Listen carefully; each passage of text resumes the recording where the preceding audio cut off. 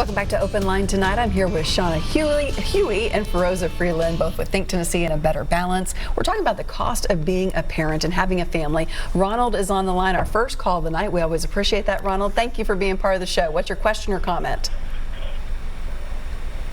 Ronald, are you with us? Ronald, are you there? Ronald, are you there? Oh. Ronald, are you there? Oh. Okay, I think we lost Ronald. So anyway, Ronald, give us a call back if you want to chime in. We'd love to talk to you tonight. One thing I want to jump into next is the cost of childcare. This often presents a kind of a conundrum for families of what to do because it's so expensive. If you're sending your child to a daycare or having a nanny come in, it puts families in a hard position, doesn't it? It does put families in a hard position, particularly those low-income moms or the single moms that we were talking about. So we know that when you're back to the single moms, the average cost of childcare in Tennessee for an infant is $8,524 a year. And so when we're thinking about all the single moms making less than $40,000, I mean, childcare for an infant costs about 40% of the median income for single moms in Tennessee. 40% of her whole income. Right. So that's a whole bunch of money that she can't use for other basic needs like food, clothing, or diapers, shelter. Right. Diapers, yeah. Which we know aren't cheap either. Exactly, yeah, exactly. What's the answer to that? How can we make that better? You know, there's a whole bunch that we can do, and Nashville started to do a little bit of it. I mean, one issue is just the number of accredited child care centers. I mean, so I've got little kids. I can attest to getting on that wait list when my child was 6 weeks old, even though the school didn't open until she was 3, right? Wow. She couldn't be in until she was 3. So just, I've sort of personally experienced, I think so many moms in Tennessee personally experience the, you know, how hard it is to find high quality child care, or thinking about the free preschool. That, you know, we have some in Davidson County, but always could be expanded.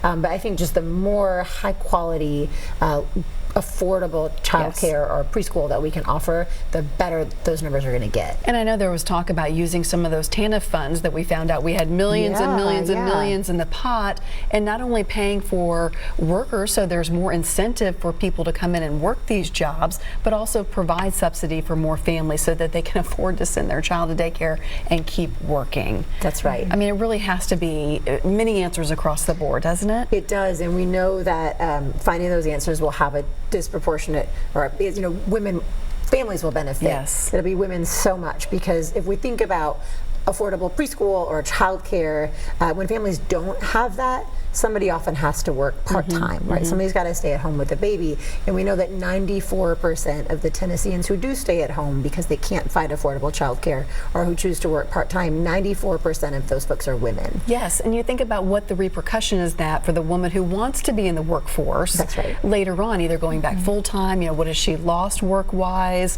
What kind of effect does that have on her wage once she decides she wants to go back? That's exactly right. Yeah, that's a really great point. So this is something that folks often talk about in terms of the motherhood penalty. And so it's this idea that, you know, new mothers, oftentimes because of childcare concerns or other issues, that they may be forced to work part-time, even when they don't really want to or can't really afford to, or even pushed out of the workforce altogether. And we know that, you know, this impacts especially our women in lower wage jobs the most. But exactly as you said, you know, when these women are coming in and out of the workforce, they're losing out on, you know, promotions and benefits that really has an effect on the economic security of their families. And so a lot of people don't realize that a large portion of the gender wage gap can actually be explained by this so-called motherhood penalty. What kind of wage gap are we looking at? Is it pretty consistent in Tennessee? Is it what it is across the nation? So for mothers specifically in Tennessee, mothers earn just 72 cents for every dollar that a father earns. Wow. And so, I mean, it sounds pretty shocking on its own, but when you think about it, over a year, that's over $13,500 in earnings that mother is missing out on compared to a father. So, you know, we know that this really adds up over a woman's lifetime, and it really has serious consequences for her family as well. And you see that, I know, Shanna, you have numbers that say this is the median income of a single dad versus a single mom. That's right. And I think that's pretty where different. The 24 was the single mom, was that correct? Yes, that's exactly right. So for single moms, the median income is $24,751, and for a dad, it's $36,683.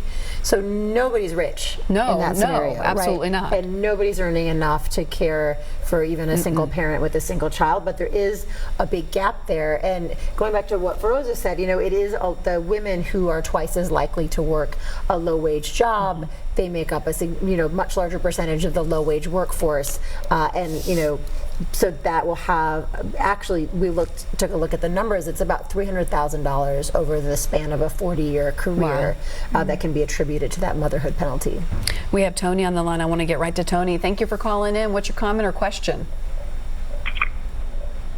Tony, are you with us? Tony, are you with us? Gosh, I don't know if we have a problem with our lines this morning or people are just hanging out. Yes, yes. I was just thinking, one of the ladies were at home with their babies, if there was some way to have a... Hello? Hello, go ahead, Tony. We hear you loud and clear. Okay. I was just thinking while they were sitting at home, if there was some way to get a college tuition program for these ladies while they were at home and their children were growing up, they could be getting their degree online, and if there was some way that it could be made that way, and have low tuitions for state-run college courses. That's all. That was my comment. Okay. Thank you. Thank you, Tony. Thank you very much. Certainly an interesting idea. And we do have the Tennessee Promise. Yeah, right? Tennessee Promise, and I forget what it's called for the adults. Tennessee Reconnect. Right? Yes, that's right. Yeah, so I think that wheel is in motion. Let's go to Reverend Fuzz on the line. Good evening, Reverend Fuzz. Hey, good evening. How are you? I'm doing good. You piqued my interest when you asked what's the answer, and I want to kind of hope people. I got a question for your guest, but I hope people will kind of really embrace how much hurt there is in this city among women who are raising their kids. These are good people. We're seeing a lot of negative stuff portrayed about women from the community, but those are not what I'm seeing. I'm seeing women and grandmothers. And, wow, this woman who works for the state and gets off and goes to work at Walmart and takes care of her grandkids. Bless her. Ooh, wow. And yeah. the lady who have people who make if they make over $33,000, they can't get public assistance. But they're going to have a flat tire. So when you asked what the answer was, I met this really wealthy guy who told me his plan years ago, and I saw him put his plan in motion. And he said he was going to elect people to public office who thought like he thought. And I'm listening to the young lady with the blue on. I thought about her. Would you ever think about running for political office? Because that's where stuff has got to be changed. That's where it's happening.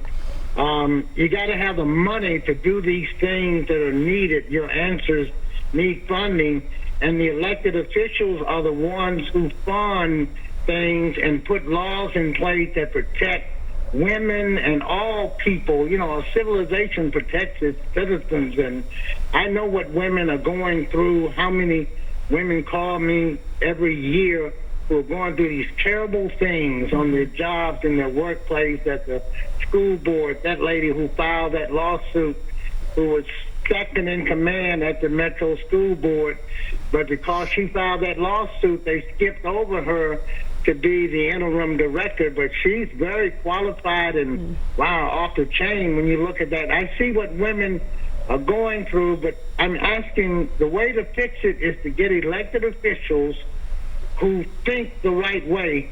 So young lady in the blue, have thought about it, or would you start thinking about it tonight? What's your thoughts? Thank you, Reverend Fuzz. I think you have a supporter already, Feroza. You do. $1 in your campaign fund.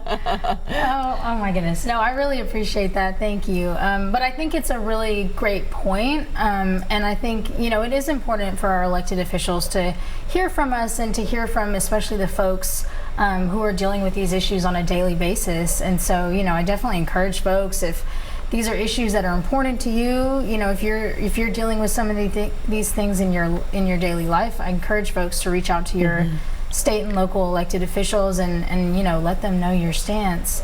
And then one other thing, I mean, I think this might be a good time to just share our legal helpline, as the Reverend was talking about some folks that he knows who have been dealing with these things and struggling in the workplace. So if folks have questions about their rights at work, you can always reach out to A Better Balance's legal helpline. All the legal information we provide is free and confidential. The number is 1-833-NEED-ABB or 1-833-633-3222. Okay, and we will get that made up because I know there's a lot of information, so we'll put that on a full screen here coming up throughout the show. So just stay where you are, get your pen and paper ready, and we'll help. How is that legal advice offered? Is it usually just a phone call? Is it someone to say these are your rights, now you go act, or is it if something needs to be taken another step, what happens? Yeah, absolutely. That's a great question, and I'm not an attorney myself, but my colleagues on our legal team, they do a really great job of getting back to folks, you know, pretty quickly. So, you know, you would call in and go through a short intake. We would get a little bit more information about you and your situation, and then it sort of depends. You know, a lot of the times we really want to empower folks to understand what their rights are under the current law and to be able to advocate for themselves in the workplace, because we know that knowledge is power, and you know, once folks understand what their rights are, often they can be their own best advocates. But it's really just on a case-by-case basis.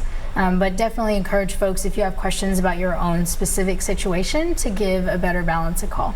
Do you feel like, I think Reverend Feroza was getting to as well, saying, you know, Feroza, you should run for office, is that, you know, for decades and decades, we have not had a very representative you know, when it comes to lawmakers, it's mostly been men, but more and more from the national level down to our local metro council, it is more diverse than ever before. Are you finding that this conversation is easier to have now versus the past? Gosh, you know, Feroza, I'll let you answer too. I think yes, because if you're a mom and you live this stuff, you just get it. Right. So as we get more and more moms into elected office, they're going to have folks who sort of understand by, you know, by their own experiences what this means. And as Tennessee's getting ready to celebrate, of course, the 100th anniversary next year of becoming the state that really ratified women's right to vote, it's an important time to be thinking about this. And you mentioned the Metro Council, right? For the first time ever, Nashville has more than half of our Metro Council members are women, right? That's amazing. And it's, you know, we've got more women at the federal level too. In the General Assembly, we don't yet. In fact, Tennessee is one of the least representative. Yeah, we're lagging quite a bit there. But I think what Reverend Fuzz said and what you're saying is really important to know. You know, good policy is one piece of the puzzle. You also need folks who are elected to office, which isn't something that either of our organizations work on, but who are elected to office who can make sure that that good policy gets implemented. Right. It can be on the books, but if it's just sitting on the books. That's right. Or it can, you know, it can be a great idea until it's passed. It doesn't really matter. Yeah, absolutely. Okay, we have to take another quick break. We would love to hear from more of you. The number's on the screen, 615-737-PLUS is the number to call, or 7587. We're coming right back. Stay with us.